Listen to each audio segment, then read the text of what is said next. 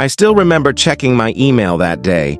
I had already imagined what that message would say before I even opened it. But if I'm honest, it wasn't just the email I was waiting for, it was what I thought that email would finally change.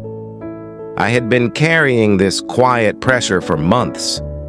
The pressure of feeling like my life wasn't moving fast enough, like everyone else had figured something out that I was still trying to understand. So, before I even clicked on that message, I had already attached so much meaning to it. I had pictured myself getting the job, finally feeling like something in my life was moving forward. Not in some dramatic movie-like way, just enough to make me feel like I wasn't stuck anymore. Just enough to feel like all the stress, the waiting, the self-doubt, and the awkward questions about work and the future were finally leading somewhere. I had already imagined calling someone to tell them the good news. I could almost hear that conversation in my head. I imagined hearing excitement in their voice. I imagined finally saying, "I got it." I imagined that small moment of relief that comes when you've been holding your breath for so long, and life finally gives you a reason to act. I had already imagined walking into a new office, starting a new routine, learning new names, sitting at a new desk, and maybe feeling a little more confident about where my life. Because if I'm honest, it wasn't just about the job. It was about what I thought the job would fix. I thought it would fix the feeling of being behind. I thought it would fix the quiet embarrassment of not knowing what to say when people asked how work was going. I thought it would fix that heavy feeling of watching other people move forward while I kept trying to convince myself that I was still on the right path. And maybe I didn't just apply for a job, I attached hope to it. I attached relief to it. I attached a future version of myself. I attached the idea that maybe if I got this, I would finally feel like I was doing okay. That maybe this one opportunity would somehow prove that all the effort, all the uncertainty, and all the nights of overthinking. So, when I opened that email and read, "We've decided to move forward with another candidate," I just sat there staring at the screen for a few seconds. I read it again, almost like I had misunderstood it. Like maybe if I looked at it long enough, the words would change. It sounds dramatic now, but in that moment, it honestly felt like something in me dropped. Not because it was my dream job, it wasn't, but because I had quietly convinced myself that getting it would finally mean I was doing okay, that I was finally that I was finally becoming someone I could feel proud of again. And when you tie that much meaning to one opportunity, rejection doesn't just feel disappointing, it feels It feels like someone looked at everything you tried to present, your effort, your experience, your confidence, your potential, and still said, no. I had spent days preparing for that interview. I replayed my answers in my head while brushing my teeth, while driving, while lying in bed trying to sleep. I researched the company, read about the role, tried to understand exactly what they wanted, and thought about how to present myself in a way that felt confident without sounding. I picked my clothes carefully. I showed up early. I smiled when I was supposed to smile. I tried to sound calm even though my chest was tight though. And when they called me in for the final round, I really thought I had a chance. I remember walking out of that last interview feeling tired.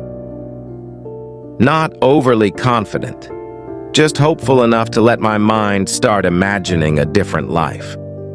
So, when the rejection came, it didn't just feel. It felt like losing the version of the future I had already started living in my head. It felt personal. It felt like proof that I still wasn't enough. And I think that's what makes rejection so painful sometimes.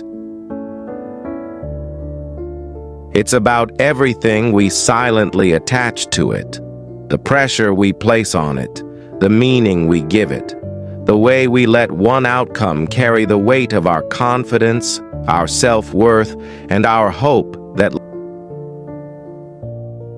for the next few days I kept thinking about what I could have done differently. Maybe I answered something badly. Maybe I should have sounded more confident. Maybe I talked too much. Maybe I didn't. Maybe someone else was simply better. And the hardest part was how quickly one rejection started affecting the way I saw my. That's the dangerous thing about moments like this.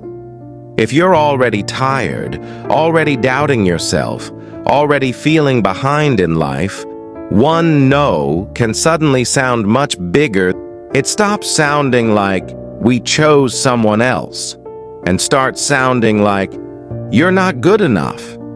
It starts sounding like you still haven't figured your life out. It starts sounding like everyone else. I remember feeling embarrassed too, even though nobody had done anything to embarrass me. A few people had asked how the interview went, and I hated saying I didn't get it. I hated the way I immediately felt like I had to explain myself, as if I needed to prove that I wasn't a complete failure just because one company said no. It made me feel like I had failed publicly, even though it was just a normal part of life. And honestly, they act like job rejection is just part of the process, but sometimes it hits deeper than people admit. Because it's not just about money.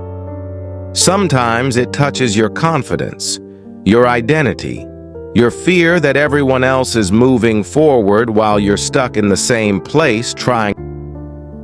Looking back now, I can admit something I didn't understand back then. I had started measuring my worth through outcomes. If I got the job, I felt valuable. If I didn't, If something worked out, I believed I was enough. If it didn't, I quietly questioned myself. And that mindset will destroy because life will reject you sometimes. People will choose someone else sometimes. Doors will close sometimes. Plans will fall apart. But if every closed door becomes a reason to question your worth, you'll spend your whole life letting temporary outcomes decide how you feel. A few months later, I found out something that changed the way I saw that rejection. I heard from someone who knew the company that the environment there was not what it seemed. Long hours, constant pressure, high turnover, people leaving quickly. A place that looked polished from the outside, but exhausting from the inside. And the strange thing is, when I first heard that, I just sat there thinking about how badly I wanted something that probably would have made me miserable. At the time, I thought that rejection had delayed my life. I thought it had pushed me further behind. But later I realized it may have protected it. And maybe that's one of the hardest lessons to trust when you're in the middle of disappointment. Not every closed door is punishment. Some are protection. Some are life quietly telling you, this is not the place where you're meant to stay.